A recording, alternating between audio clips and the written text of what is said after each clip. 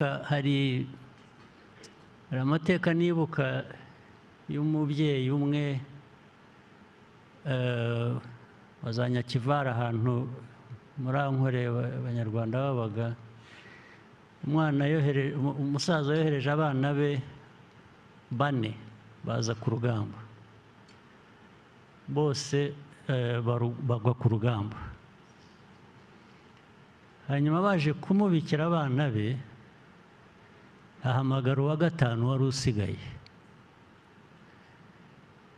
yari yashoye inka yagiye agarutse aramuhamagara ati sha ati bakuru bawe bakubwiye ko baguye ku rugamba umwana yari atarabimenya undi aramubwira ati rero kuva iyi saha fata inzira ugenda usanga abandi aho bakuru bawe baguye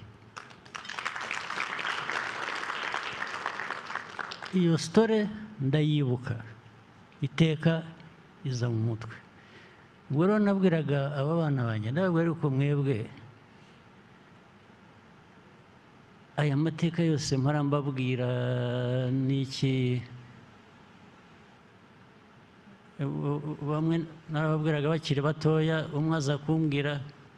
ngo daddy ngo ariko ngo those are horror stories niho kuvuga ngo ibyo bintu biteye ubwoba so ariko uko bagenda bakura nkakomeza mbaha dozi okay so bamaze gukura abahungu ndababwira 2 rwose bo barabikunda barabishaka ko bazajyayo undi niwe wavuze yabigiyemo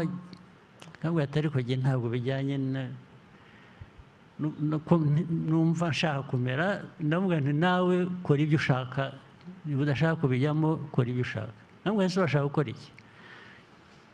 ati yewe ati ndashaka gukora amafaranga tujye nindagiza kwiga nzajya muri business arangije aranyurira ngo mwebwe ngo n'abo basore bandi bari umunabe ati kubera ko icyo gihe muzaba muri mu bindi ati nzabatunga ati ndashaka kuzabatunga ati reka njye muri ibyo mwe mujye mu byo mushaka namwe ati tuzabona so 2 bajya mu gisirikare ndetse nabanje kubabuza ndababwira ngo